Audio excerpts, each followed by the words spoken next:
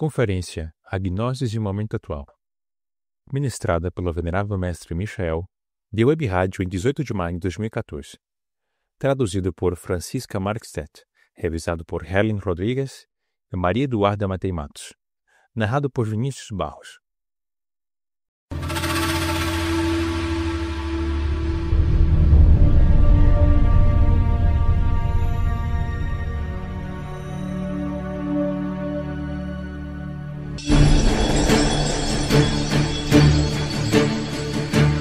La Asociación Cultural Gnóstica Samael Lakshmi presenta Aeon 13, una cita con el ser y el saber. Con ustedes, el director del programa.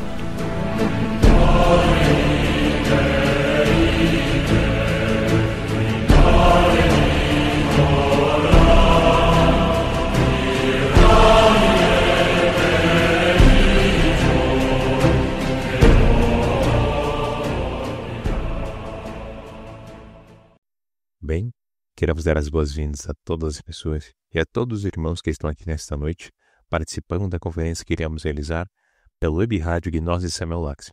Sejam todos bem-vindos. Estou vendo que há irmãos de muitos países. Realizaremos a conferência em espanhol. Estamos transmitindo do Monastério Aeon 13, Olimpo, na Grécia. Tivemos um dia de sol, ainda é dia, e queremos começar a compartilhar o tema que temos para esta noite, que está relacionado com a Gnosis e o momento atual. Esse era o título que tinha a conferência. Está sucedendo uma série de fenômenos esotéricos que, em conjunto, nos permite entender um pouco mais o que é que está acontecendo no tabuleiro da vida, no tabuleiro do caminho. Esse tabuleiro de xadrez que se conjuga nesses momentos. Na realidade, existem muito mais fenômenos, mas nós escolhemos analisar os 7 fenômenos mais importantes, isto é, de relevância, que talvez vão nos permitir entender um pouco mais a situação atual. Estes 7 fenômenos estão relacionados a alguns ensinamentos que os mestres deram, algumas coisas que estão acontecendo agora. Eu sempre gostei de fazer o link entre a gnosis perene, universal, crística, que é imortal, que não muda através do que conhecemos no mundo físico como fenômeno do tempo, e o momento que estamos vivendo. Porque, de acordo com as circunstâncias que vamos passando pelo mundo físico, neste planeta, os ensinamentos vão se adequando, vão se adaptando, vão se ativando ou desativando. Como explicou o Venerável Mestre Samael, as escolas e mistérios têm ciclos de atividade e ciclos de repouso, regidos pelo planeta Netuno.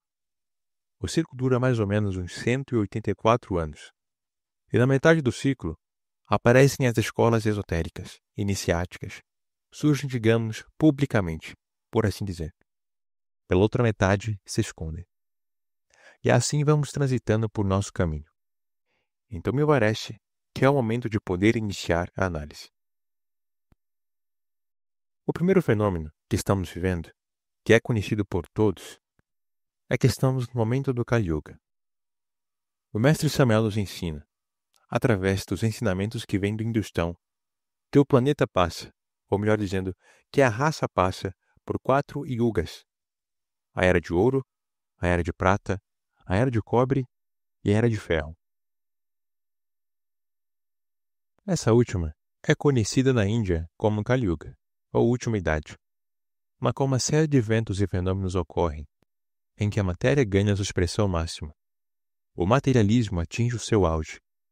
E isso não é tudo, porque dentro desse ponto, que seria o aspecto do Kali Yuga, não estamos apenas no Kali Yuga, mas também no fim do Kali Yuga, ou seja, estamos na época final e também no fim do fim. Isso faz com que a matéria baixe o nível de expressão máxima, e poderíamos dizer que é um momento extremamente estranho, raro e especial, porque a condensação material é máxima. Nunca o planeta, em todas as raças anteriores, teve essa condensação, ou seja, o materialismo atingiu sua expressão mais intensa. É o tempo na Terra em que temos mais densidade. física e vibracionalmente falando. Então, essa primeira análise mostra que existe sobre o planeta um peso psicológico muito grande, que se expressa através dos 4 elementos da natureza. É como se a natureza quase não resistisse mais, por conta desse peso, e reagisse tentando se defender, diante de um fenômeno que vem da parte interna. Assim, por exemplo, como a humanidade neste momento é muito grande, já que o número de humanos que temos hoje atingiu cerca de 7 bilhões, mais ou menos, imagine 7 bilhões de pessoas que estão atirando psicologicamente à atmosfera e à superfície do nosso planeta os seus problemas psicológicos. Ou melhor, os nossos problemas psicológicos. Isso faz com que, por exemplo, o elemento água da Terra esteja se tornando supercontaminado com a luxúria da humanidade, com as paixões. O elemento terra está totalmente contaminado pela preguiça da humanidade. O elemento ar está completamente pesado com os pensamentos, os maus pensamentos da humanidade. E o elemento fogo também está terrivelmente contaminado com o que é paixão, com a ira da humanidade. Isso faz com que a condensação material do planeta seja máxima. E que a ação da consciência seja extremamente difícil de se expressar no mundo físico, ou seja, o que é a parte espiritual, o que é o ser, o que são os mestres, o que são os iniciados, tem uma terrível dificuldade de expressão, para que seus veículos físicos respondam e para que o espírito tenha alguma evidência na parte física.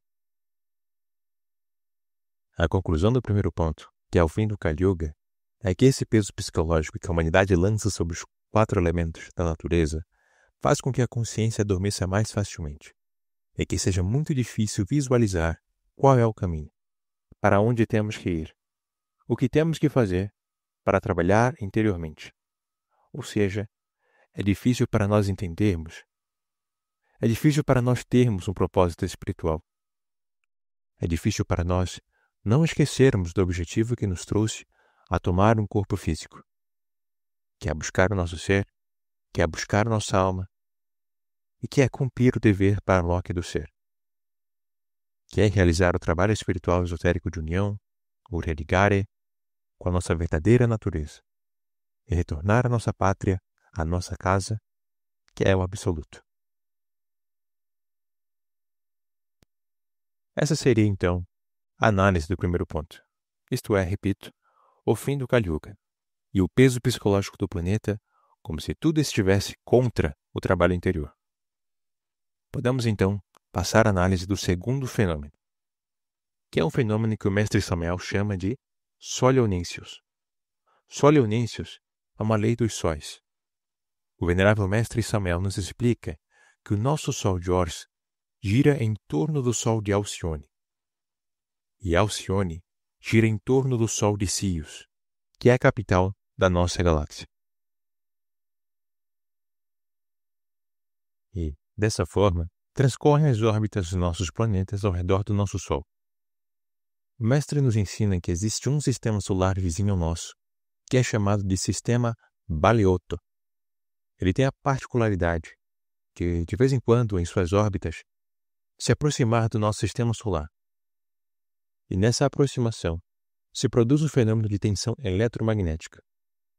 Nessa tensão, os sóis, para manter sua órbita diante da proximidade, precisam irradiar uma força extra. Já sabemos que, pela lei da física, as massas se atraem diretamente. Os corpos se atraem proporcionalmente às suas massas. E é aí que se gera essa tensão eletromagnética.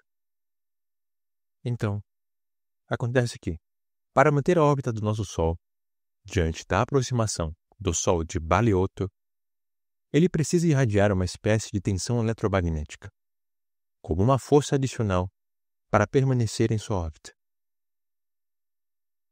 Isso faz com que essa tensão eletromagnética do nosso Sol se projete sobre os planetas.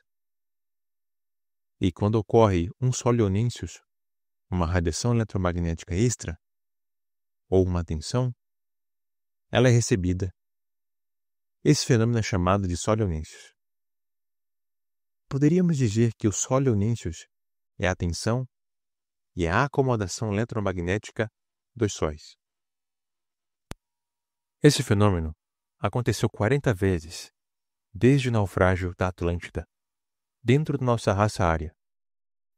E da última vez que sabemos, segundo nos disse o venerável mestre Samuel, foi no ano de 1917. Teve seu epicentro na Rússia, porque o Sol Leonísios também funciona como uma espécie de lanterna que se projeta sobre um ponto específico do planeta. E onde essa luz toca, o Sol Leonísios traz revolução. Quando há um Sol Leonísios, ele desperta um desejo de libertação. Se a pessoa leva isso com o trabalho interior, ela avança muito rapidamente no caminho da autorrealização. Mas se o ego toma esse impulso, se produzem revoluções externas, revoluções de sangue e cachaça, como diz o mestre. Se produzem guerras, se produz caos e todo tipo de coisas. Porém, na prática, o Sol Leonísios traz revolução e anseio por liberdade para uns e para outros, para aqueles que fazem um trabalho interior e para aqueles que não fazem. E nessa análise do Sol Leonísios, é interessante ver que, quando estamos fazendo um trabalho espiritual, esse impulso também nos alcança. Ele nos dá um anseio de libertação. Mas o que ele produz em todo o mundo é que o ego das pessoas sai à superfície, sai para fora. A pessoa se percebe mais adormecida, como se tivesse mais ego, como se de repente estivesse carregando demônios, como se de repente não tivesse salvação. Ou como se fosse decretada a involução, porque ela vê tudo, ou nós vemos tudo, o que temos dentro. Dessa forma, o Sol Leonísios é uma grande ajuda para o caminho. Quando há Sol Leonísios, se avança mais rápido, porque ele nos permite conhecer o ego. E aqui está uma reflexão interessante. Se nós não vemos o ego, ou um ego determinado, se não conseguimos conhecê-lo, se não conseguimos vê-lo, esse ego nos acompanhará até a morte, e nunca será destruído. Então a melhor coisa que pode nos acontecer é que existam circunstâncias nas quais possamos ver e conhecer o ego.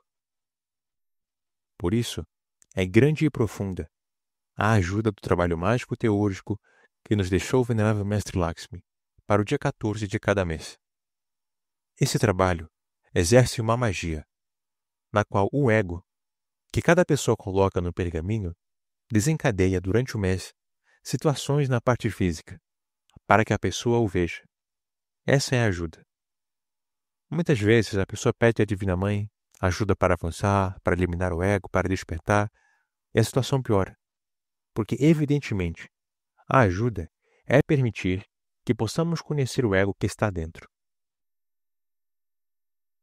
É isso que o Sol Leonísios faz. É como se os egos saíssem para fora.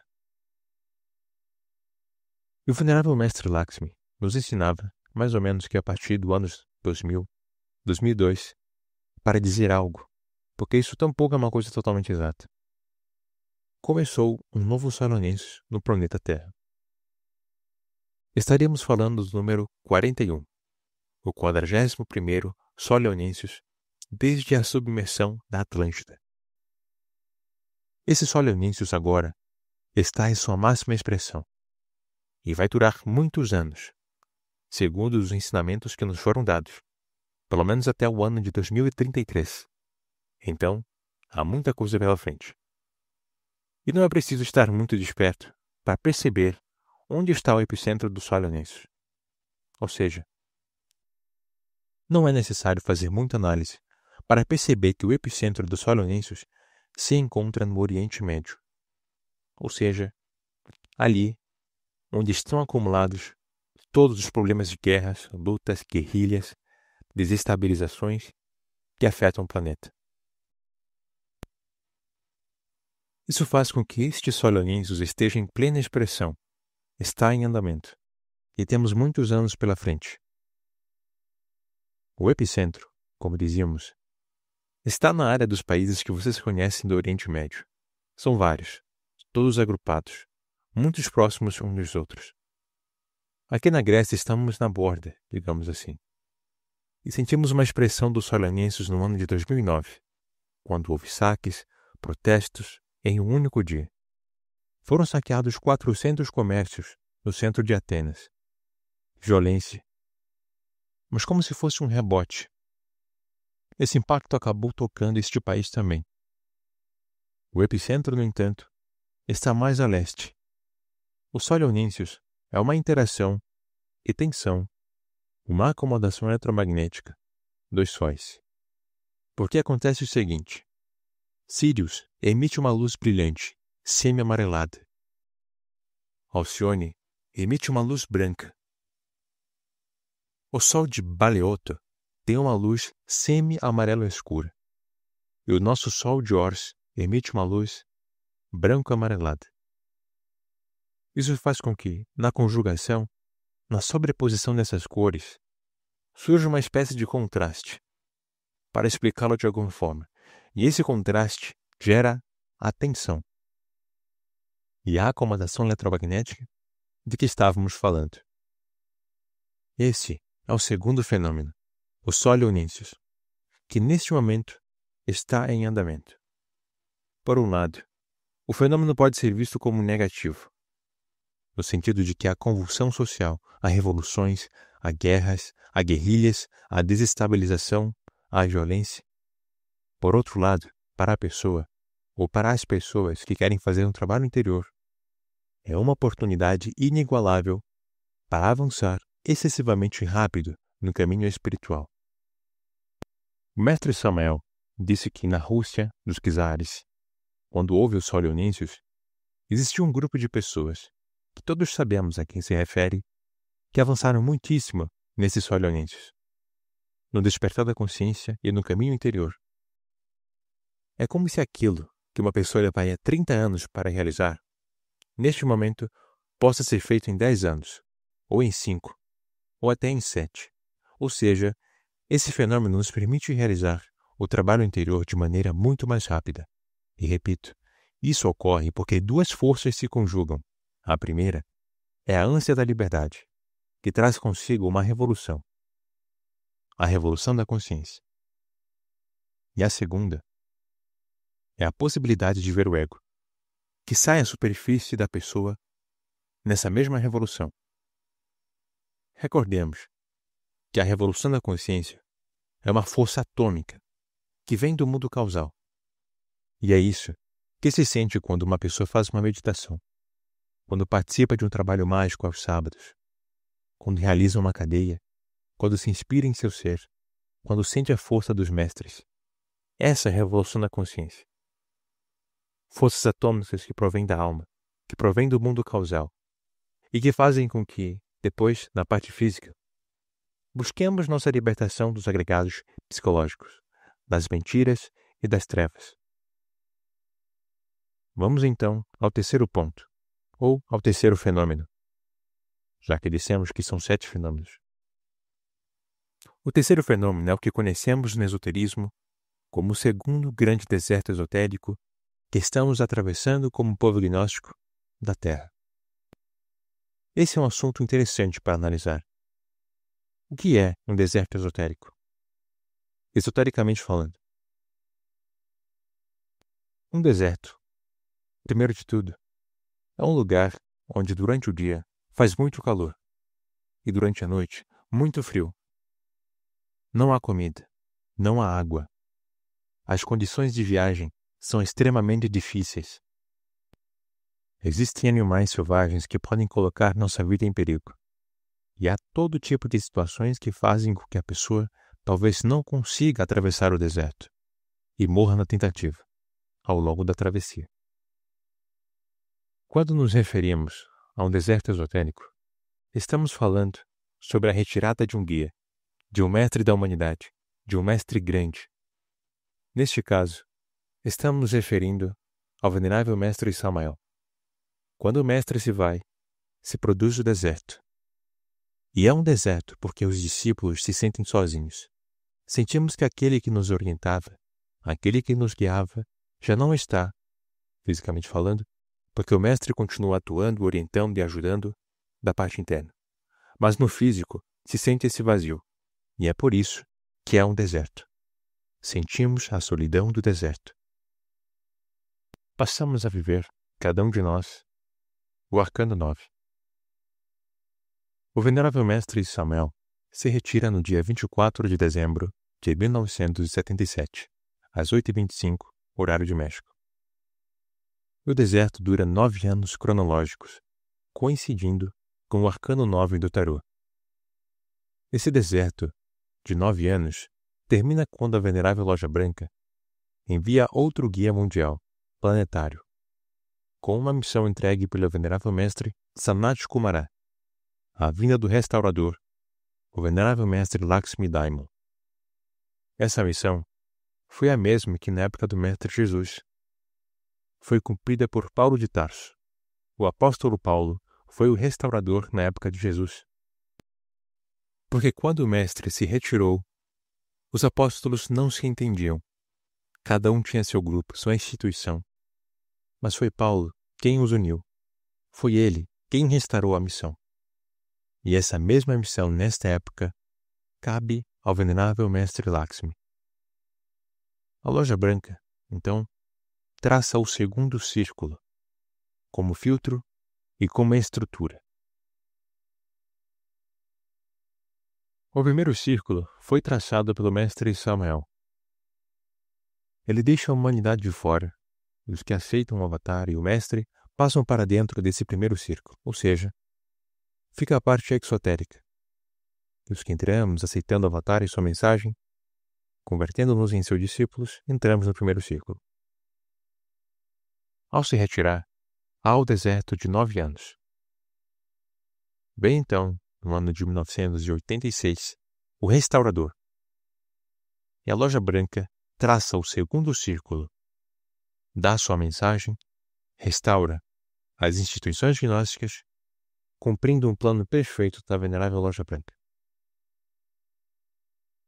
E em 23 de julho de 2005, às 16h45, ou 16h40, na Venezuela, se retira a parte física do mestre, e entramos no que se chamou, ou se chama esotericamente, de segundo deserto, o grande deserto. Aí acontece novamente. Nos convertemos novamente no eremita do Arcano 9. Temos uma lamparina, que é a nossa própria luz interior, que pode iluminar nosso caminho para seguir em frente. Temos um bastão para nos apoiarmos. Temos que tomar a água que acumulamos em nossos cantis, com nossos trabalhos de transmutação. Temos que comer do que armazenamos nos anos em que o guia e o mestre estavam vivos, quando ele estava fisicamente presente, com expressão. Mas, no momento de se retirar, o povo novamente fica no deserto. E muitos se perguntam, será que a Loja Branca, no momento mais difícil da humanidade, nesse momento que é o primeiro fenômeno, o fim do Kali Yuga, será que vai nos deixar sem guia? Será que a Loja Branca vai nos deixar abandonados, sem um norte na parte física? E aí, evidentemente, a resposta é que não. Porque a Loja Branca tem um plano que começou a ser executado há milhares de anos. Esse plano está sendo cumprido com perfeição. Tudo o que está acontecendo tem uma razão de ser. Não há nada por acaso. E há muitas coisas que às vezes parecem problemáticas ou difíceis e nos perguntamos, por que acontecem? Mas também temos que nos dar conta de que é necessário que sejamos provados nesses desertos. Existe um filtro, e é necessário que nesses filtros e nesses desertos despertemos. Porque um discípulo da venerável Loja Branca adormecido não serve para nada. O iniciado adormecido não serve. Então, para despertar, são necessárias as situações. São necessárias as provas. São necessários esses desertos, que estavam, poderíamos dizer, programados pela venerável Loja Branca.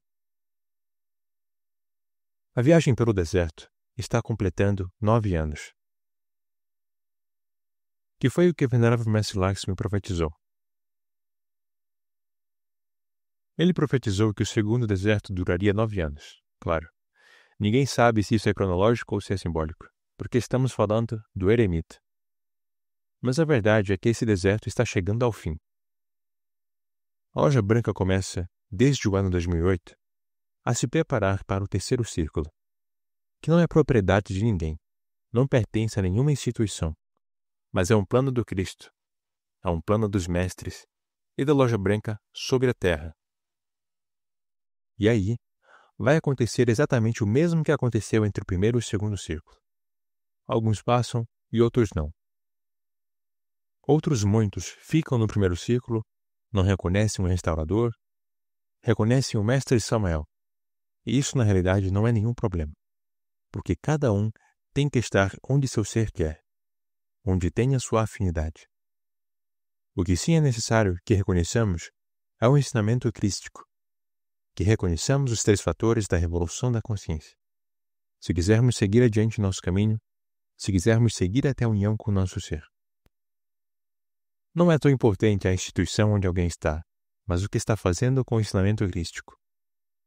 Poderíamos dizer aqui que a doutrina, os ensinamentos e as instituições são como a horizontal e a vertical da vida.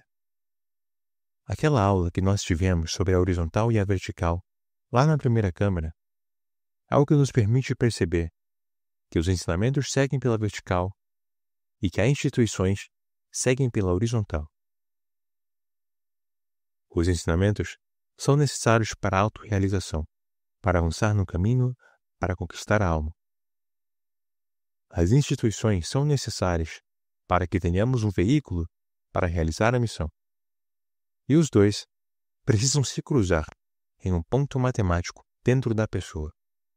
Da mesma forma que a horizontal e a vertical da psicologia também precisam se cruzar nesse ponto.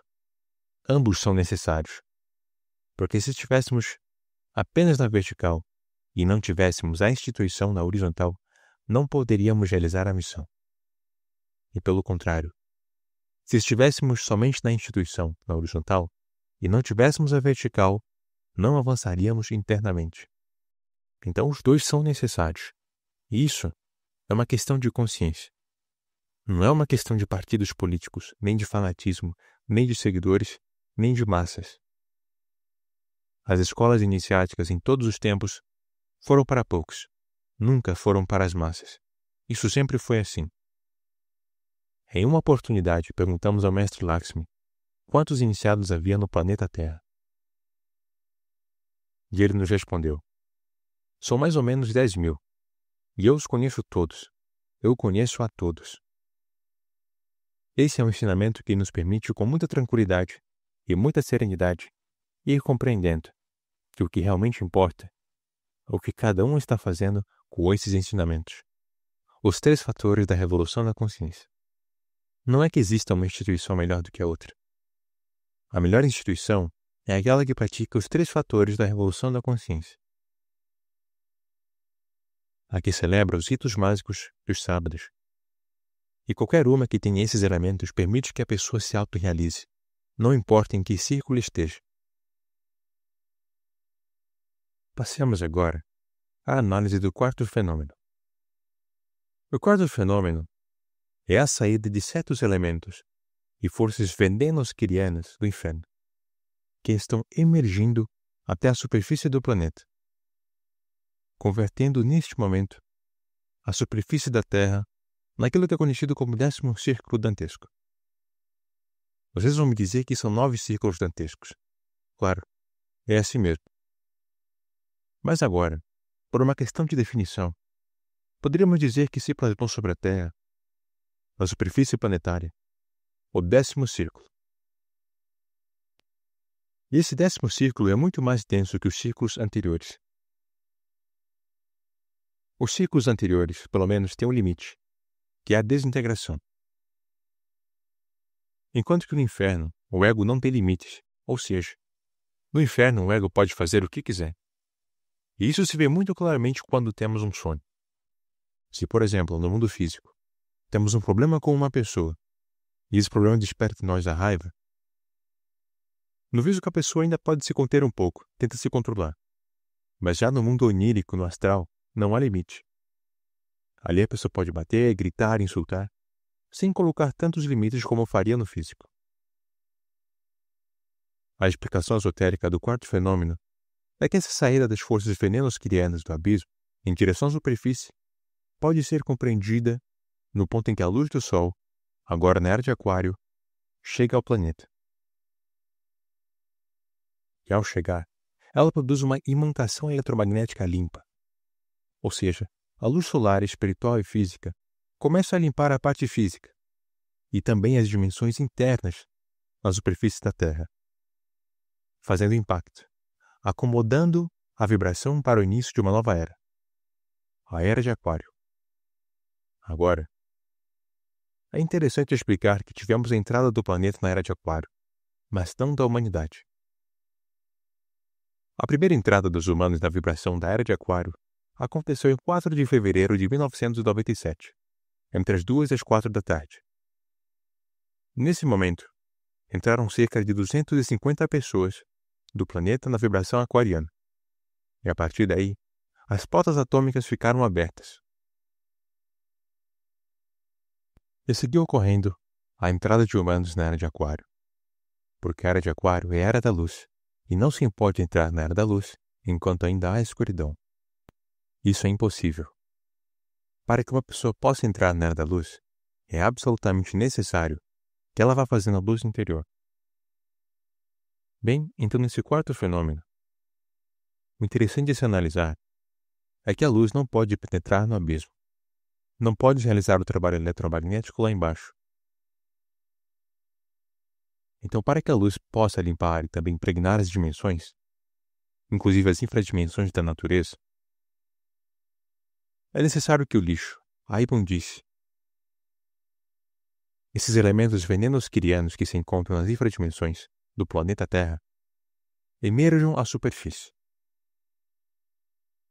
para que dessa forma seja possível realizar a limpeza vibracional com a luz do Sol na Era de Aquário. Essa é uma explicação esotérica, que, falando em palavras mais simples, nos mostra o seguinte: tudo aquilo que antes estava no abismo agora está vindo à tona, está emergindo à superfície. E isso começa a explicar por que estamos vendo situações tão terríveis no mundo. Situações que se veem nas grandes cidades. A violência, as guerras civis, a degeneração sexual, o adormecimento da consciência. E aí veio uma reflexão interessante. Há muitos anos, o mestre Samuel já dizia que a humanidade estava adormecida. Dizia que, quando a humanidade se despertava, continuava dormindo. E que o estado de sono hipnótico da noite se prolongava naquilo que mal se chamava de estado de vigília. E que muito menos ainda poderia ser alcançado o estado de autoconsciência. E neste ponto da análise, como tudo já desceu mais ainda, se materializou mais, podemos dizer neste momento, o estado de sono se converteu em um estado de sonambulismo. Se quisermos ser mais exatos quanto ao que está acontecendo com a humanidade, basta ir até qualquer cidade, entrar no trânsito e ver como as pessoas se colocam na frente dos carros, cruzam o sinal vermelho sem considerar absolutamente nada. Ou seja, há um estado de sonambulismo generalizado agora. E isso nos leva mais profundamente ao aspecto vibracional desse fenômeno. A situação na superfície do planeta, aquilo que chamamos de 10º círculo, está bastante complicada. E essas forças venenosquirianas que saem do abismo usam 3 formas máximas de expressão para se manifestar no mundo físico: as guerras, a prostituição e o rock. Através desses 3 fenômenos, essas forças descem ao físico e conseguem se espalhar pela face da Terra, semeando escuridão no planeta. Mas nós estamos avisados, já sabemos quais são suas formas de expressão, e também temos formas de evitar tudo isso. Outro ponto interessante é perceber que, junto com essas forças que emergem, os egos de muitas pessoas desencarnadas também parecem estar subindo à superfície. Existe uma explicação esotérica dada pelos mestres. Esses egos que estavam evoluindo no abismo, ao emergirem, vão tomar corpo físico em pessoas que sejam afins, com um duplo propósito: terminar de pagar o karma que estavam pagando no abismo, já que ao sair dali não continuam pagando diretamente, e quem o fará será a pessoa que os incorporar. E por outro lado, a pessoa que os encarna também pagará um karma, por ter dado espaço vibracional a esses egos, através de alguma raiva, luxúria, violência ou qualquer outro desequilíbrio psíquico. Esse terreno fértil faz com que esses fenômenos possam ser incorporados nas pessoas. E com isso, passamos ao quinto fenômeno. O quinto fenômeno diz respeito a certos estragos que o elemento ar de Aquário está causando na humanidade. Porque o ar de Aquário, quando não é bem canalizado, ativa os pensamentos. Nós sabemos que a mente, como órgão e instrumento, pertence ao elemento fogo, enquanto que os pensamentos, esses sim, pertencem ao elemento ar. Qualquer pessoa que saiba cozinhar com carvão, ou como nós dizemos, uruguaios, com brasas, sabe que o fogo se aviva com ar, ou seja, o ar alimenta o fogo. E esse ar de Aquário, quando não há trabalho interior, agarra a mente, ativa os pensamentos e ativa o fogo interno, mas de forma desequilibrada. Se não há disciplina mental, a mente enlouquece, fica hiperativa, e isso produz um desequilíbrio tal que se torna impossível controlar a mente. É impossível sentar para meditar às 9 da noite, se durante todo o dia a mente esteve causando estragos. E isso nos leva a outro fenômeno psicológico interessante que ocorre no elemento ar: a aceleração do tempo. A humanidade está sentindo que tudo está mais rápido, como se o tempo não fosse suficiente, como se o dia voasse, e que não dá tempo para fazer nada. Esse fenômeno também está se conjugando com a aproximação do planeta Hercólobos, ou seja, quando Hercólobos se aproxima, suas vibrações eletromagnéticas causam impacto e interação com o nosso planeta Terra. E isso também está produzindo esse aumento de densidade vibracional, no qual o tempo, psicologicamente, parece acelerar. E qual é a solução? Na verdade, não é tão difícil. Imaginemos que o tempo é um círculo. Para que o tempo não nos arraste, a solução é parar no centro do círculo, simbolicamente falando. Parar no centro significa estabelecer o estado de autoconsciência, em cada momento, cada dia, cada semana, cada mês, cada ano, cada hora, cada minuto, cada segundo. Estabelecer autoconsciência. Com autoconsciência, podemos permanecer no centro do círculo. E nesse centro, o tempo já não gira em nenhuma velocidade, porque o tempo gira em velocidades diferentes quando estamos na borda do círculo, ou na sua circunferência. Pior ainda se estivermos no exterior. Mas, em pé no centro, não. Ali a pessoa não gira. Giram os eventos, mas não a consciência da pessoa. E essa é uma chave muito poderosa para enfrentarmos, neste momento, a pesadez psicológica. Agora sim, entramos no sexto fenômeno, que também está afetando a humanidade, e que é um fenômeno esotérico. O que está acontecendo?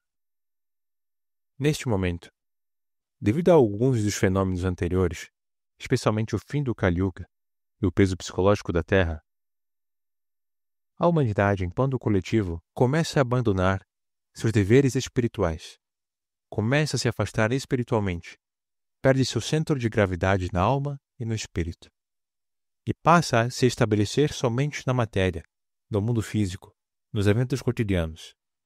Esse afastamento provoca uma instabilidade espiritual coletiva.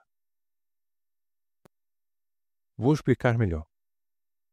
Esse fenômeno está diretamente relacionado à densidade material e psicológica que comentamos no primeiro ponto. Quando acontece esse afastamento espiritual, as pessoas começam a se desconectar do ser, começam a perder o contato com a própria consciência. E isso, inevitavelmente, gera um desequilíbrio na parte física da humanidade. Veja bem, o fim dos tempos, ou o fim da raça, não ocorre porque haverá cataclismos físicos como terremotos, vulcões, tsunamis ou inundações que tornariam o planeta inabitável. O que a doutrina nos ensina é o oposto. O fim da raça acontece porque houve um distanciamento espiritual da humanidade em relação ao seu próprio ser. E esse distanciamento provoca como consequência direta um desequilíbrio na parte física, que se manifesta justamente nesses fenômenos catastróficos. Ou seja, o processo é de cima para baixo e não de baixo para cima. Não é que primeiro haja um caos físico que leva à queda espiritual. É a perda da conexão espiritual que provoca o caos físico. Essa é a realidade do fenômeno. E é a explicação do porquê certos cataclismos e catástrofes já estão ocorrendo. Mudanças climáticas descontroladas, instabilidade sísmica, vulcões em atividade crescente. E não vamos continuar detalhando isso agora, para não atrair esse tipo de energia. Na verdade, seria muito melhor que tudo isso não acontecesse. Mas acontece porque, nesse afastamento espiritual, o ser humano rompe sua conexão com o ser. E essa ruptura se projeta fisicamente no planeta. Agora vem uma parte muito interessante. Quando a pessoa está conectada com seu ser, ela cumpre o que chamamos de dever parloque do ser. E também colabora com uma lei universal chamada Lei da Manutenção Recíproca de Tudo que Existe, conhecida esotericamente como Lei do Trogo Autoecocrático Cósmico Comum. Quando essa lei é respeitada, tudo funciona bem. A natureza recebe seu alimento, não há desequilíbrio. Conta-se que 2 velhos sábios asiáticos descobriram que dentro da psique humana existem 2 substâncias, abrustones e ectones. Esses sábios ensinaram que, ao transmutar inteligentemente essas 2 substâncias metafísicas, o ser humano libera uma substância sagrada chamada ascoquim. Ascoquim é o alimento da natureza. É o que a Mãe Natureza exige de nós. Ela nos dá a vida, mas também exige ascoquim. Se não o dermos voluntariamente, através de trabalho interior e da transmutação, ela o arrebata à força, através das grandes guerras. Mas quando conseguimos dissolver o ego psicológico, se estabelece dentro de nós um centro permanente de consciência iluminada. E é assim que liberamos o sagrado ascoquim. Através de reto pensar, reto sentir e reto agir. O reto obrar. O problema é que, com o passar do tempo, tudo isso foi se tornando um meio antinatural. A natureza, o que ela faz? Quando não recebe o ascoquim conscientemente, ela vai buscá-lo à força, por meio das guerras. Mas a solução não são as guerras. A verdadeira solução é matar o elemento da guerra que temos dentro de nós, o ego. Disse que antigamente existiu na Ásia uma sociedade chamada A Terra é igualmente livre para todos. Eles conheciam esses fenômenos. E quando viram que a humanidade começava a se desviar espiritualmente, disseram: bem, a única forma de evitar a guerra é oferecer o sacrifício de animais à natureza. E assim surgiu o sacrifício de animais aos deuses. Com isso, conseguiram interromper as guerras por um tempo, na Ásia. Mas posteriormente apareceu um filósofo defensor da vida e disse: não, isso não pode continuar. Precisamos parar com os sacrifícios. E assim foi feito. Pararam com os sacrifícios e as guerras voltaram. Nós não estamos a favor do sacrifício animal, absolutamente nada a ver com isso. Estamos a favor do sacrifício do ego, da morte do ego, porque é apenas matando o ego que seremos capazes de produzir o ascoquim que o planeta necessita. O planeta faz sua transmutação e envia, através da lei do trogo, a energia para o Sol. E tudo funciona em harmonia cósmica. E até esse ponto poderia parecer que a situação é um tanto assustadora, mas não é bem assim. Agora vamos para a parte positiva, a parte interessante, a parte que nos dá esperança. Porque senão, por que iríamos fazer o trabalho interior se tudo já estivesse perdido? Não é assim. A Loja Branca tem um plano de milhares de anos. E esse plano está sendo cumprido perfeitamente. A Loja Branca precisa que nós, discípulos, despertemos. Como foi dito anteriormente, adormecidos não servimos para nada. Nesse sentido, é necessário compreender esses ginásios, assimilar esses filtros e enxergar o lado positivo. Onde está a grande ajuda? Disse o mestre Samuel, disse a Pistis Sophia, nosso livro sagrado, que no final da raça viria o que se chama a colheita do sol. A colheita da raça. Esse é o plano da Loja Branca. O sol virá buscar sua colheita. Assim está escrito e assim será. Essa colheita, explica o mestre Samuel na Pistis Sophia, é um experimento que o sol está realizando no tubo de ensaio da natureza. E haverá uma colheita de homens solares. Essa colheita se dá através de 3 tipos de iniciados, por assim dizer, uma tentativa de explicar isso em palavras compreensíveis. Primeiro, estão os estudantes iniciados gnósticos dos 3 círculos, ou de qualquer instituição, das instituições samalianas, porque quando falamos de gnósticos nessa época, é preciso reconhecer o avatar de Aquário como comandante supremo das forças da Loja Branca no planeta. Se não se reconhece o avatar, a coisa não funciona. Depois, temos a colheita de iniciados de outros grupos esotéricos que não são gnósticos. O que pode parecer estranho, mas acontecerá, porque basta que a pessoa pratique os 3 fatores. Não importa o nome da escola esotérica. Se está matando o ego, se transmuta energia e se serve à humanidade, está fazendo o trabalho. E há um terceiro grupo.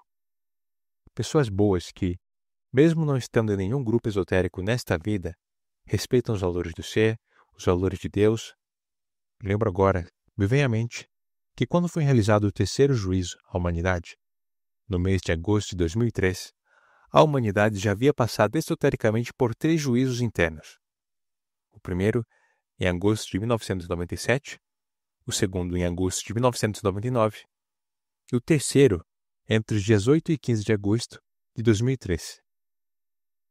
Recordo que nessa época, estávamos no monastério Lumen de Lumine, numa noite com o mestre, dialogando, praticando, e perguntamos se naquele juízo havia sido pesada apenas a última existência das pessoas, ou todas as existências anteriores. Queríamos entender como se dava esse julgamento na parte interna. O mestre nos respondeu que não haviam pesado nenhuma nem outra coisa. Nos disse que, na realidade, o que foi pesado foram os valores da alma. Eu me lembro claramente de que, naquele instante, o mestre se dirigiu a mim e me chamou de Daniel. Pensei em um centésimo de segundo. Mas como o mestre me chama de Daniel se meu nome é Ricardo? Mas tudo bem, é o mesmo. O que ele queria era transmitir uma vivência de que havia sido o juízo, a pesagem dos valores internos. É isso que importa, os valores internos. Todo o resto é supérfluo. Diz o mestre Samuel que a morte é uma soma e subtração de valores. Quando uma pessoa morre, o que importa é aquilo que acumulou em sua consciência. Então sim, há uma esperança imensa. A Loja Branca não nos abandonou. Ela está ciente de todas as pessoas que sinceramente querem fazer um trabalho interior. Chegamos a um ponto em que esses filtros, essas situações que surgem na parte física, precisam nos fazer perceber que não podemos mais perder tempo com disputas sobre quem tem razão, se fulano é mestre ou não é, se pertence a tal ou tal instituição. Tudo isso consome uma energia preciosa. Os problemas institucionais, as lutas de poder, as disputas políticas, as brigas pseudo-esotéricas, as reclamações, as campanhas, tudo isso nos rouba terrivelmente a energia a qual precisamos para nos encontrar com nosso ser, com nossa alma, e conquistar os valores do espírito: paz, harmonia, amor, compreensão. E em segundo lugar, precisamos nos dedicar com todas as nossas forças nesse fim de raça à difusão da mensagem gnóstica, os 3 fatores da revolução da consciência. Para isso, precisamos de toda a nossa força. Foi dito pelo Mestre Lakshmi, e disseram também os irmãos do espaço, que havia chegado a hora de lançar toda a ajuda possível à humanidade, porque os tempos chegaram. Estamos em tempos bíblicos, estamos em momentos nos quais se exige o máximo de esforço individual e coletivo. Porque nestes tempos está sendo julgado o destino espiritual da essência de todos nós. Por milhares e milhares de anos, este é o momento chave para a humanidade. O momento em que tudo o que fizemos nesses próximos anos, digamos, nesses 20 ou 30 anos que nos restam para rezar o trabalho, definirá o destino espiritual da nossa essência por 40, 50 mil anos à frente. Tão decisivo é este momento. Era isso mais ou menos o que queríamos compartilhar. Se por acaso alguns irmãos quiserem fazer alguma pergunta ou comentário, podem fazê-lo agora mesmo, pelo fórum de chat da rádio. O que tiver ao nosso alcance, com prazer responderemos. Vamos ver se há alguma dúvida. Agora sim, temos uma pergunta que chegou do Brasil, de Vitória, Espírito Santo. De onde veio a ordem ou ideia de construir um templo de mistérios maiores? E por que foi escolhido o nome Aion 13? Essa é fácil de responder. A ordem veio do plano interno, dada diretamente pela Venerável Loja Branca. Construir um templo de mistérios exige um fenômeno muito especial. Se alguém, no plano físico, tenta construir um templo sem que a ordem tenha sido dada internamente, simplesmente não consegue. É impossível. Eu participei da construção de 3 templos de mistérios maiores, no Uruguai, no México e na Grécia. Em todos os casos, vimos esse fenômeno. Quando há ordem interna, nada pode impedir a realização da obra. Quanto ao nome Aion 13, não fomos nós que escolhemos. Ele foi deixado por escrito pelo Venerável Mestre Lakshmi, no livro Vida e Obra de um Homem, na página 77, quando perguntam a ele se o Lumen passaria à 4ª dimensão. Ele responde que ainda não. E menciona que outros templos de mistérios apareceriam, entre eles o Aion 13. Aion é uma palavra grega que significa região do universo. Então o nome já estava ali, deixado pelo mestre. O karma pode ser uma punição? Ou pode nos afastar do caminho? O mestre Samuel explica que o karma é, na verdade, a medicina da alma. Não aprendemos com o que acontece com os outros. Geralmente, só despertamos quando passamos pelas situações na própria pele. Por isso o karma nos coloca em cenários que exigem reflexão, nos obriga a encarar erros e nos dá chance de arrependimento e correção. Se ao enfrentarmos o karma apenas reclamamos, o problema se intensifica.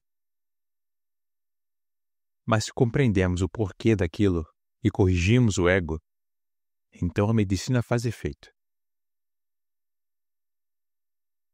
Hoje, com o desgaste dos éteres químicos e da vida do planeta, isso afeta os nossos também? Sim, com certeza.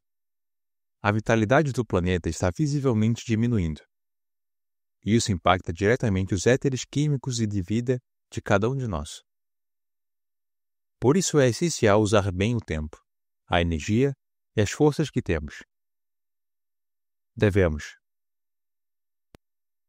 alimentar-nos bem, dormir corretamente, especialmente entre 21 horas e meia-noite, hora de Saturno, que rege o passo e recarga vital. Evitar desperdício de energia e cuidar dos nossos éteres com vitaminas, minerais e descanso adequado. Quando alguém está fisicamente doente, Isso quer dizer que está fazendo algo errado espiritualmente? O mestre Samuel dizia: quando tudo parece dar errado, é porque tudo está indo bem. E quando tudo parece ir bem, é que tudo vai mal. Se for uma doença física, é necessário verificar causas práticas: deficiência de minerais, vitaminas, estresse, falta de descanso. Nem sempre é algo espiritual. Às vezes é simplesmente biológico. Precisamos distinguir o que é físico e o que é psicológico. Em que parte da Grécia fica o templo Aion 13? Ele faz parte da gnose dos mestres Samuel e Laxmi? Sim. O templo está localizado no Monte Olimpo, na Grécia. Nós conhecemos a gnose no Uruguai, na GEACAC, e desde 2008 estamos ligados à instituição do mestre Laxmi. Hoje, participamos de uma nova instituição, fundada por missionários de vários países europeus. A Associação Cultural Gnóstica Samuel Laxmi, dedicada aos ensinamentos de ambos os mestres. Fazer uma peregrinação física ao templo Aion 13 gera algum tipo de energia especial? Sim. Como em qualquer templo de mistérios, ao chegar fisicamente a este lugar, a pessoa se conecta com as forças espirituais do templo e com seu próprio ser. Forma-se um vínculo que continua ajudando no caminho espiritual. É uma ligação vibracional real. Para que o sol colha a alma, é necessário já ter os corpos essenciais criados? Essa é uma questão ampla, sim. A colheita solar está relacionada ao êxodo para uma ilha, onde os trabalhos espirituais continuarão. No entanto, não é exigido que todos tenham corpos iniciáticos formados. O que se espera é que a pessoa esteja no ponto onde se encontra, com sinceridade, fazendo o trabalho com carinho, seriedade e vontade. Esse é o verdadeiro requisito. Seguimos com outra pergunta. Quando se dizia que os egos dos desencarnados tomariam corpo físico, isso significa que podemos ser possuídos por essas entidades? Sim, é exatamente isso.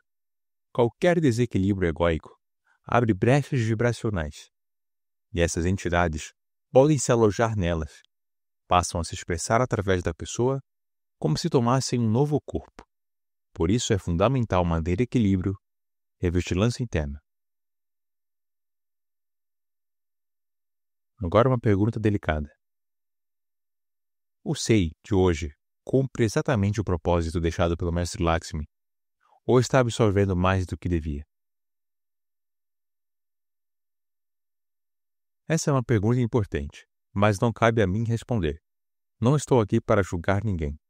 Não pertencemos mais àquela instituição, e tampouco me considero juiz para afirmar se estão certos ou errados. Cada um deve escutar sua própria consciência. É ela quem pode dizer se estamos alinhados com o propósito ou não. Por fim, esclarecendo uma dúvida anterior. Quando falamos de problema no físico, como adoecer, o primeiro passo é investigar o corpo físico. Pode haver falta de minerais, vitaminas ou excesso de estresse. Um bom descanso e uso inteligente das reservas energéticas são fundamentais neste momento. Mais do que nunca, precisamos de talento para lidar com a vida física.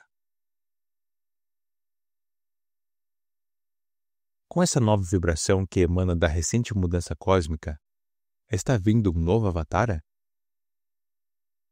É importante esclarecer isso. Não está vindo nenhum novo avatar. Também não há uma nova reforma, nem novos ensinamentos. Toda a doutrina necessária já foi entregue à humanidade por meio do venerável mestre Samuel Aunveor, como avatara da Era de Aquário. Esses ensinamentos foram confirmados e restaurados pelo venerável mestre Laxmi. Quem quiser aprofundar-se, leia o capítulo 15, parágrafo 420 do livro A Rosa Ígnea, onde o próprio mestre Samuel profetiza a vinda do restaurador. O que resta agora é o surgimento de missionários enviados à Loja Branca que virão à superfície da Terra com missões específicas: fecundar a consciência dos estudantes, dos iniciados, dos irmãos e irmãs para que o trabalho interior continue com força, com coragem e com amor. A luta agora é pela libertação da alma e pela libertação de um povo subjugado pelas trevas do ego. Portanto, não estamos falando de novos avatares, nem de fenômenos místicos extraordinários, e sim do esforço sincero que devemos fazer para continuar essa obra. Seguimos com outra pergunta. A construção do templo de mistérios foi porque a lei o levou? Se alguém chega a um templo de mistérios, foi porque a lei o levou? Essa é uma pergunta muito interessante. Existe um ditado que diz: a Deus rogando e com martelo batendo. Ou seja, o ser humano deve orar, pedir, mas também precisa agir. A lei e o ser atuam em conjunto com a ação da pessoa. Quando esse conúbio, essa união entre o ser e o humano acontece, o caminho se abre. Se o ser quer, mas a pessoa não faz nada, não chega a lugar algum. E se a pessoa quer, mas o ser não autoriza, também não alcança. O mistério de Quetzalcoatl representa exatamente isso. Meio homem, meio serpente da terra, meio águia, meio Deus nos céus. É a fusão do divino com o humano que realiza todas as conquistas. Como sabemos que alguém está realmente fazendo o trabalho? A resposta é simples. Percebemos que estamos fazendo um trabalho verdadeiro quando começamos a ver resultados. Mas é importante compreender quais resultados observar. Muitos esperam sair em astral todas as noites, desenvolver clarividência e intuição avançada, ler pensamentos, despertar as 7 serpentes. No entanto, o verdadeiro sinal de progresso é a morte lenta e inconstante do ego.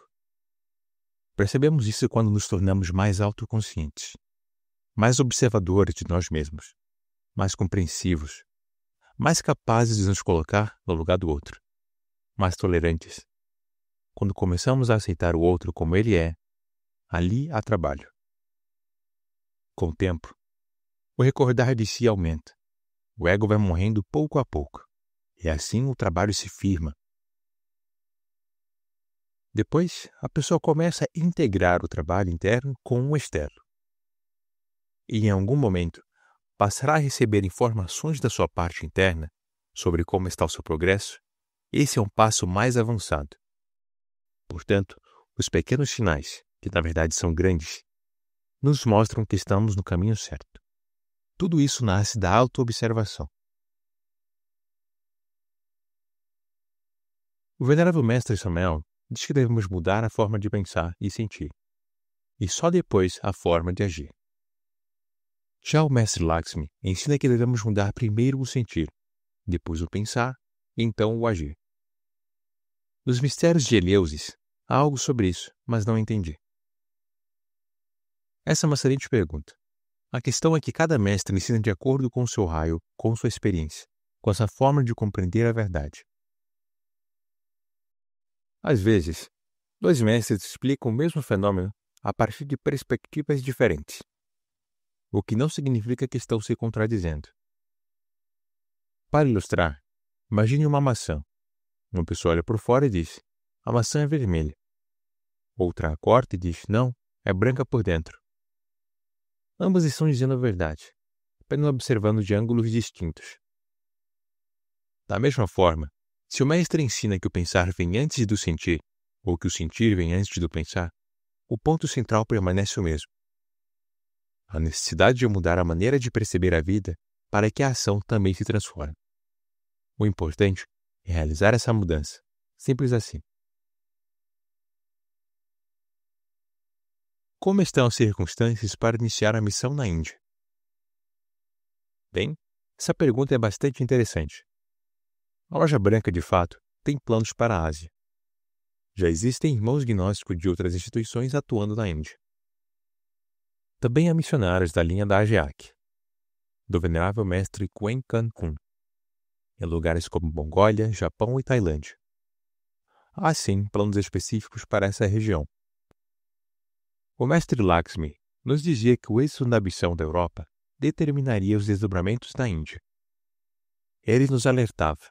Era preciso fazer a missão na Europa de forma impecável, com luvas brancas, como ele dizia. Só assim se abriria a possibilidade de continuação para o Oriente. O mestre também nos falava sobre comunidades na Índia que já estão preparadas, com iniciados prontos e despertos.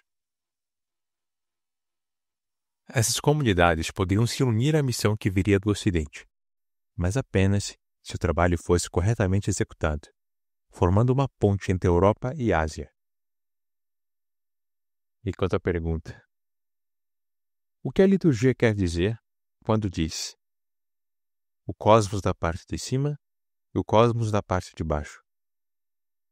Esse é um tema mais reservado. O que posso dizer é que isso está em sintonia com um dos 7 princípios herméticos, que afirma: tal como é acima é abaixo, tal como é abaixo é acima. Tal como o macrocosmos é o microcosmos, tal como o microcosmos é o macrocosmos. Seguimos com outra pergunta. Como saber se é o momento adequado para dar um passo na viagem? Essa é uma pergunta muito profunda. E a melhor resposta é: ouça a voz do seu coração.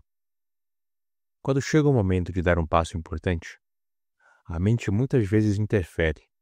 Ela calcula, opina, faz suposições, mas no fundo ela não sabe. A mente não é o canal. O que precisamos ouvir é o ser, a intuição, o coração. Essa é a verdadeira resposta. Que conselho se pode dar para parar a mente? Para quietar a mente, é necessário disciplina diária. A mente precisa de direção, de propósito. O mestre nos deixou um ensinamento precioso, chamado a segunda joia do dragão amarelo, que contém uma oração, que é uma espécie de conjuração para ordenar que a mente se retire, falando como se fosse para uma pessoa. Mente terrena, retira-te, tu és minha escrava, eu sou teu amo, pela consumação dos séculos, amém. Essa oração é feita com fé, com consciência e com recordação de si. Quando a mente nos atormenta, devemos usar esse comando, e não dialogar com os pensamentos. Isso é fundamental. Se a situação estiver muito difícil, o mestre Samuel também nos ensinou a realizar o exorcismo do ar, pedindo ajuda aos silvos e silfos do ar para silenciar os pensamentos e recuperar a paz. Dominar a mente é uma disciplina diária. A próxima pergunta. Fala-se de uma futura união entre as igrejas gnósticas separadas do SEI, já que tem uma causa comum. O que seria exigido para que essa união aconteça? Essa pergunta é excelente. A resposta é simples. Para restaurar a igreja externamente, é preciso primeiro restaurá-la internamente. Não se pode unir por fora o que ainda está dividido por dentro. Cada pessoa precisa reconstruir sua própria igreja interior, unificar sua psicologia, reconciliar seus centros. Somente então será capaz de colaborar na união externa de grupos. A verdadeira união começa dentro de nós. E no dia em que uma só pessoa restaurar de fato a sua igreja interior, ela terá o poder de restaurar e unir todos os grupos. Essa é a resposta. Seguimos. Na situação em que o homem tem que transmutar sozinho, por razões que fogem do seu controle, qual seria a melhor maneira de lidar com isso, considerando a quantidade de energia que ele já estava acostumado a transmutar com o arcano? Se por alguma circunstância ele não puder praticar o arcano momentaneamente, existem alternativas. O pranayama, 2 vezes ao dia, no mínimo. Exercícios físico-esotéricos, como caminhar, correr, subir montanhas. O esforço físico sincero gera transmutação. O mantra Hamsa, com respirações conscientes, também é uma excelente forma de transmutar. Tudo isso pode ajudar a manter a energia elevada e o trabalho interno ativo. Aqui chegou a pergunta do irmão Juan. Como saber se uma pessoa despertou o fogo sagrado? Quais são os sintomas? O mestre Samuel nos ensina que o despertar do fogo causa dores agudas nos coques, desconforto na coluna e na região dos quadris. Além disso, é comum que a pessoa receba uma confirmação em alguma experiência interna, mostrando que o fogo despertou. É importante compreender que o despertar do fogo acontece antes da elevação da Kundalini. Primeiro o fogo, o enxofre, deve fecundar o mercúrio. Esse é o momento em que nasce o terceiro mercúrio, chamado de Arqué pelos gregos. A partir daí, a estrutura solar começa a ser formada. A Kundalini só pode ser erguida quando os corpos internos já estão preparados. Caso contrário, o fogo da serpente queimaria o que encontra, por falta do suporte adequado. Qual o conselho que você daria aos jovens que estão entrando agora na gnose, já que as instituições estão, como você disse, na horizontal? Claro, as instituições estão na horizontal, mas atuam como um veículo físico para que se expresse o ensinamento, para praticá-lo, para fazer práticas, para ter as reuniões aos sábados, para tomar o alimento espiritual. Isto é, não se pode descartar a instituição. Não é que a instituição seja ruim, a instituição é um veículo. Então o conselho para os jovens é que essa juventude, essa energia, essa vida, essa revolução que o jovem sente, que aplique para dentro e não para fora. Que aplique para se conhecer, para matar o ego. Que aplique para fazer muito serviço. Já que está na idade em que flui a força que a vida flui. E nesse conúbio, entre o que está dentro e o que está fora, ande na horizontal e ande na vertical. Essas duas linhas sempre se cruzam no centro.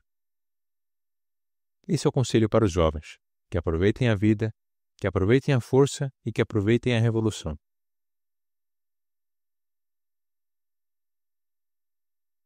Mestre, como podemos nos sustentar dia após dia com autoobservação, pois sempre há muitas distrações durante o dia e uma única distração faz com que a pessoa adormeça novamente? Essa pergunta é assim como dissemos anteriormente, que o domínio da mente é uma disciplina. O despertar da consciência é outra disciplina. Para manter a autoobservação, se necessita manter o máximo possível o propósito da disciplina, do despertar da consciência. Manter o máximo possível essa disposição de viver o aqui e agora.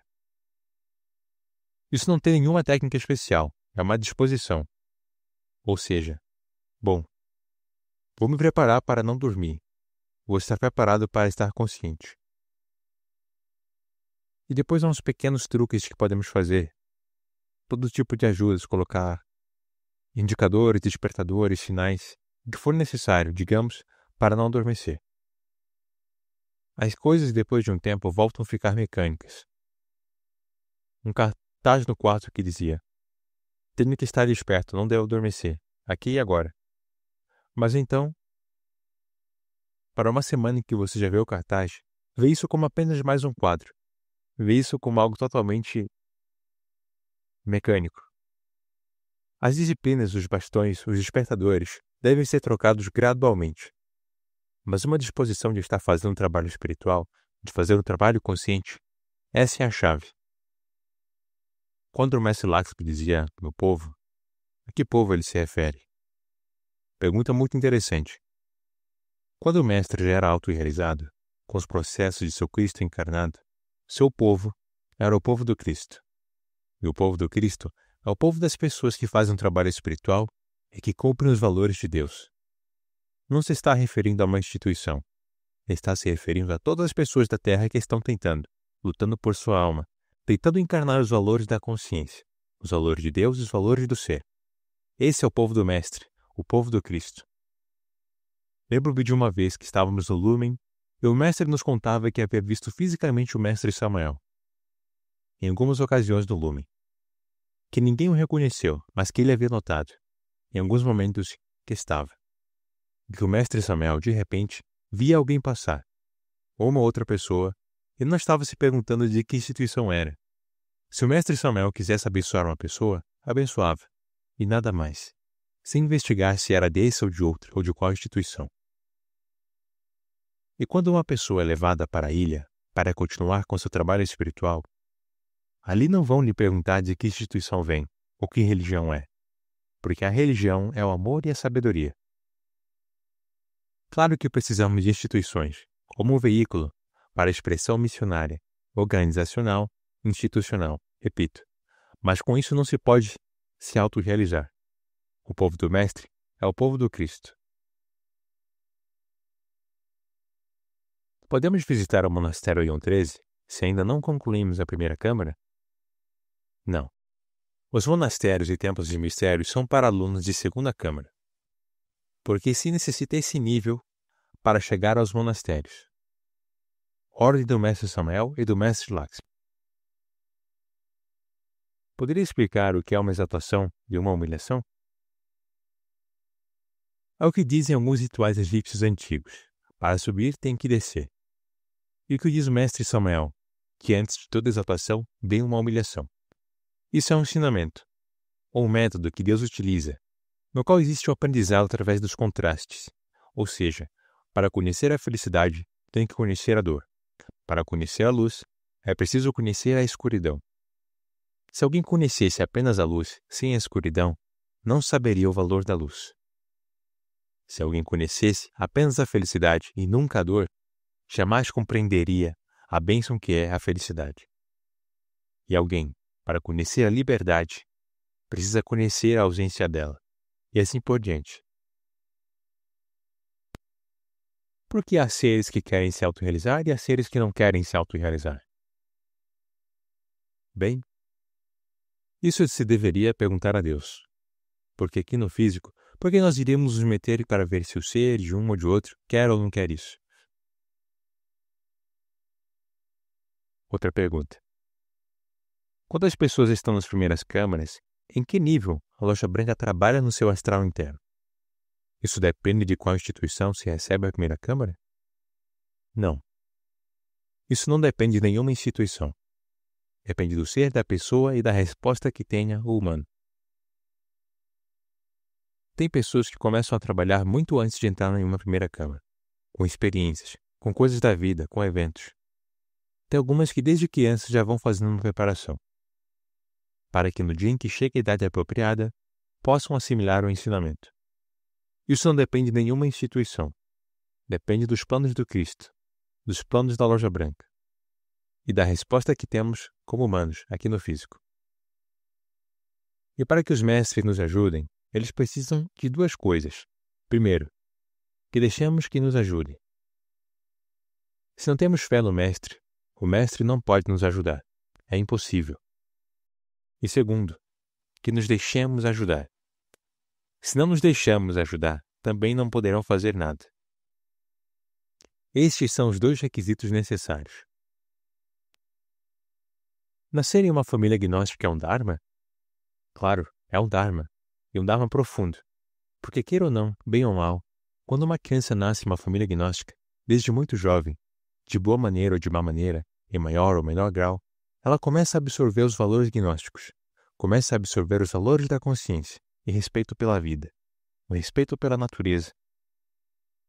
Começa a receber instruções sobre os danos que o ego causa à alma. Tudo isso é evidentemente um dharma poderoso, que deve ser aproveitado com um trabalho espiritual sincero. Estamos chegando no fim da conferência.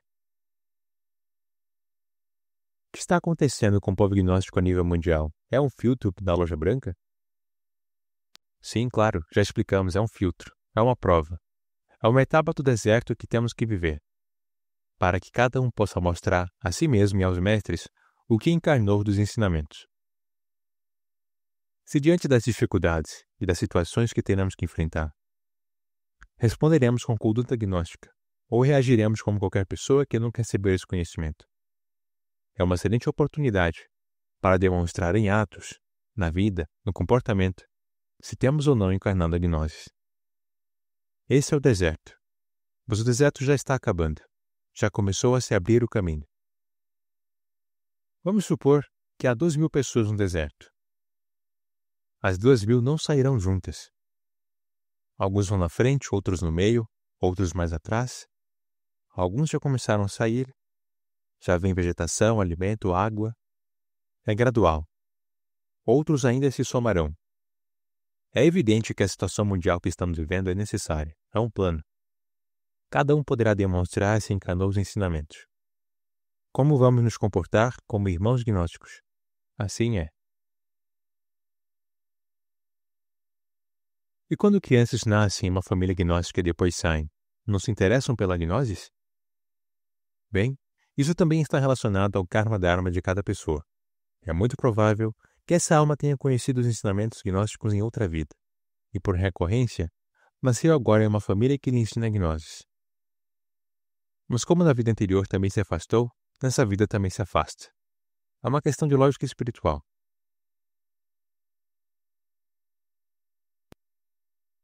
Os 30 anos são cronológicos? Quanto tempo nos resta? Claro. O mestre Samuel deu a data cronológica de 2043, quando a vida se retira completamente do planeta Terra. Então, até esse momento, os problemas, as guerras, os vulcões, tudo isso virá antes. Em 2002, 2003, o mestre dizia que ainda tínhamos cerca de 25 anos. Então algo entre 2033 e 2035, talvez. Mas no fundo, não importa tanto o ano. O que importa é que a situação vai se complicar. E isso é o que está escrito. As comunidades agrícolas do campo, orientadas pelo mestre Lakshmi, também fazem parte dos planos divinos? Claro, o êxodo é para o campo, mas também precisamos de comunidades nas cidades e de intercâmbio entre os que vivem no campo e os que vivem na cidade. Esses são os planos da Loja Branca. Tudo o que o mestre Samuel e o mestre Lakshmi entregaram é sagrado.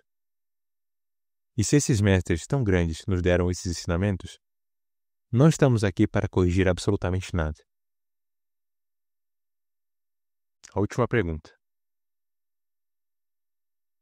O Sol é Michael ou o Sol é o Cristo cósmico? São dois seres distintos?